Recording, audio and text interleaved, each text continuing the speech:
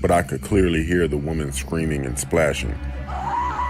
For about 2 minutes, that's all I heard. Then it stopped. Someone put their hands on my shoulders. Another put their head on my right shoulder and started to whisper in my ear with a strange voice. I pray for you, young girl. And tapped my friend's leg. We all stopped, scared and not sure what to do.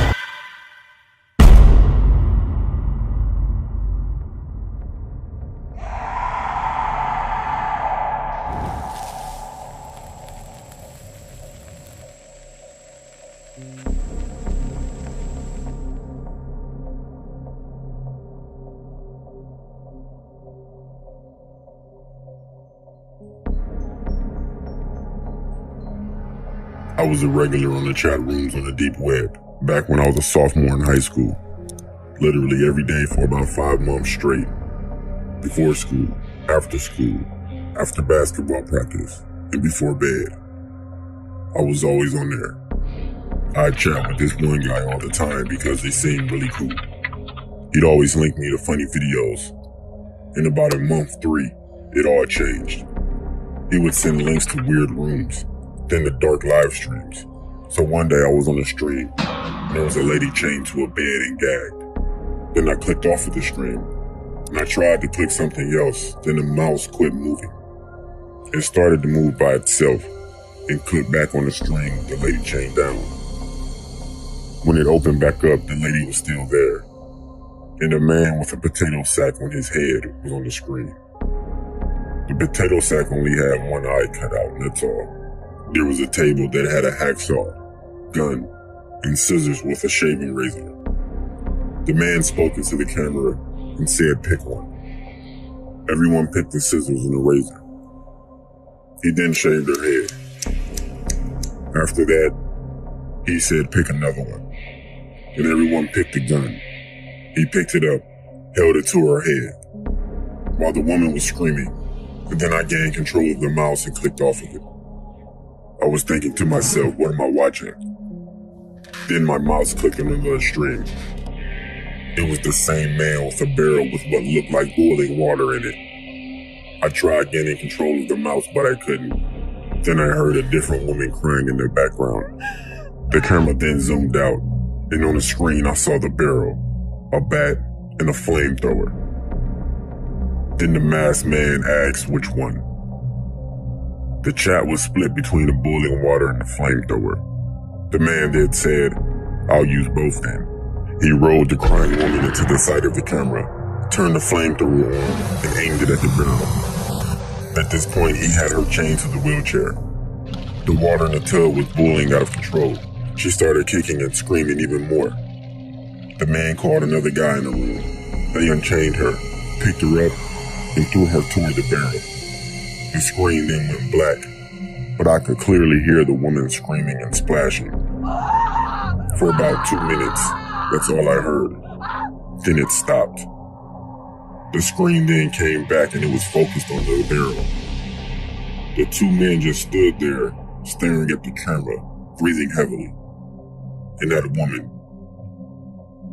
I don't know how to explain it, but it was a terrible sight. Then the stream ended. I closed out of everything, and I sat there in silence for a while. Honestly, that wasn't my last time on the dark web because I honestly enjoyed it. There are a lot of people out there like me, more than you think. Be careful about going on the deep or the dark web.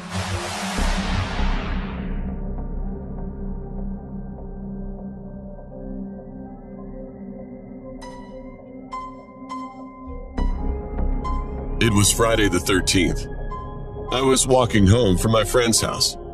It wasn't a long walk, maybe 5 minutes.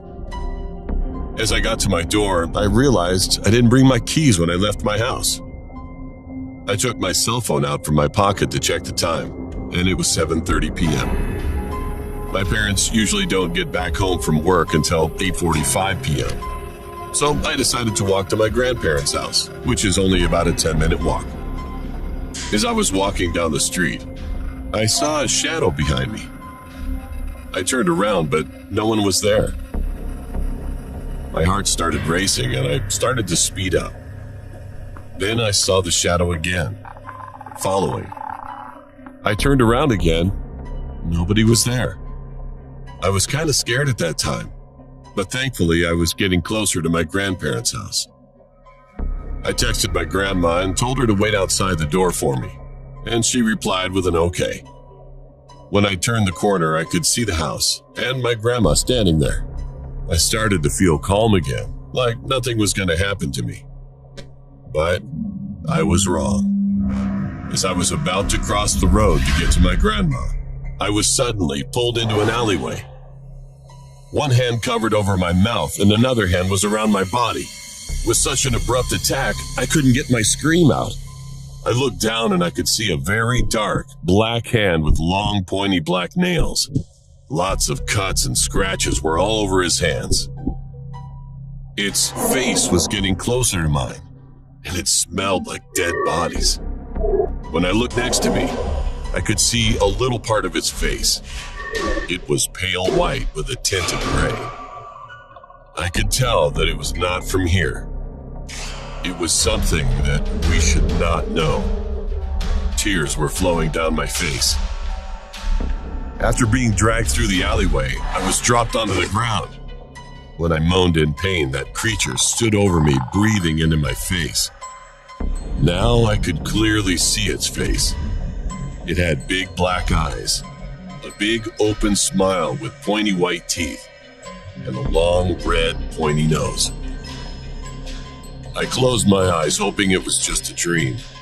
However, I felt their hand and nails were starting to dig into my neck, slowly and painfully. I struggled to breathe, but it was impossible. My vision was slowly blurring, and at that moment, someone put their hands on my shoulders. Another put their head on my right shoulder and started to whisper in my ear with a strange voice. So, this is how you end up when you forget your key on Friday the 13th. Then the creature started laughing, and then everything went pitch black and silent. When I opened my eyes again, I heard a bunch of people shouting, "He's back! He's back!" I was lying in a hospital room, and all my family was standing next to me. I looked to the left of me, and there was a woman doing something next to a monitor. I asked her, "Excuse me, why am I here? What happened?" And she responded, "You were found in an alleyway near your grandma's house with scratches and cuts on your neck. As soon as your grandma saw you being pulled into the alley, she immediately ran after you. She found you laying there as pale as paper, with your phone in your hand and blood running from your neck onto the ground. So she called 911, and now you're here." Looking her straight in the eye, I was immobilized with terror. I couldn't believe what she was saying, because I couldn't remember what happened to me. And then when I looked to the right of me on the bedside table, there it was. I could see my house key. During the weekends, I, along with my sister and friend, usually went to town around 20 minutes away to go out and eat. It was a busy area, so there were many people on the streets asking for money. After a lot of fizzy drinks, we were walking to the nearest restroom, and my friend accidentally kicked over one of the man's pot of money, and it all went under this young guy's car. The man was still in his car, so luckily she could ask him to move so she could collect the money back. She knocked on his window and asked politely for him to move. He simply stared at her for a second and replied, "All right, young lady," with an extremely large grin on his face. At the time, my sister and I could tell something was up and that man was fishy. However, there wasn't much we could do to prove it. He reversed the car ever so slightly. My friend and I went over to pick up this man's money, and he was waiting angrily. My sister, however, refused to help collect the money, and that seemed very out of character for her, and I knew something was up. She proceeded to watch us pick up the money until she stormed over to the man's car parked elsewhere. The man turned on his car and drove away as fast as he could. My sister began yelling different slurs at him. She tells us that the man was taking photos of us from his car while we were leaning over to collect the money. As there was not much we could do, we just continued to complain about the man and how disgusting it was. After this encounter, we realized we started seeing the same white car around us. But we didn't think too much of it and made jokes that it was the creepy guy and he was coming to get us. About a week later, when all three of us returned to town to go to McDonald's, we saw the same homeless man outside, and he seemed to have changed places. As we walked past him, the man then whispered, "I pray for you, young girl," and tapped my friend's leg. We all stopped, scared and not sure what to do. But my sister had enough and asked him what he meant by that. He refused to respond, so we continued walking. Later the next evening, I received a FaceTime from my friend, and she seemed pretty shaken up, and she swears there's a person's silhouette in her back garden. I told her to show me, and from what I could see, there was. So my sister and I headed straight to her place and told her to lock the doors. We grouped up in her living room and debated on whether to call the police. We decided to stay with her for the night, just in case. As we all woke up in the morning and went outside before heading to school, we saw multiple sticky notes stuck to my friend's fence. It said simple compliments like beautiful and gorgeous, but the ones further down said more creepy things like soft skin. And then we read yellow polka dots. Strangely enough, my friend always had a liking for yellow polka dots. We asked her whether she maybe had a mad ex-boyfriend, but she claimed she hadn't been with someone for 2 years. We were all scared and confused until my sister brought up considering the drastic increase in that white car and that homeless man saying that to us in town. It could be that creepy man who took photos of us that day, and he may have seen her underwear. We took down the sticky notes after taking a photo of it just in case. I didn't see my friend in school for the next 5 days. I tried visiting and she let me in and locked the door. All the blinds were shut and her family still weren't back from their vacation. My friend explains how this man returned during the night to put sticky notes on her fence, once again spelling polka dots. I told her to call the police, but she refused. The next day, I convinced her to come along with me to talk to the homeless man and maybe we could find some answers. Luckily, he was still there. We asked him over and over to explain what he said last time or tell us if he knows about the man in the white car, but he wouldn't say anything. My sister stood at the other side of the road to keep watch. Suddenly, the man in the white car creeps up behind us, and my sister came running over and grabbed both of his arms and restrained them behind his back as if she was some kind of police officer. She told the man that she's not afraid to report him to the police and told him to get out of sight and never to disturb us again. The man was able to escape from her hold and got into his car quickly and drove away.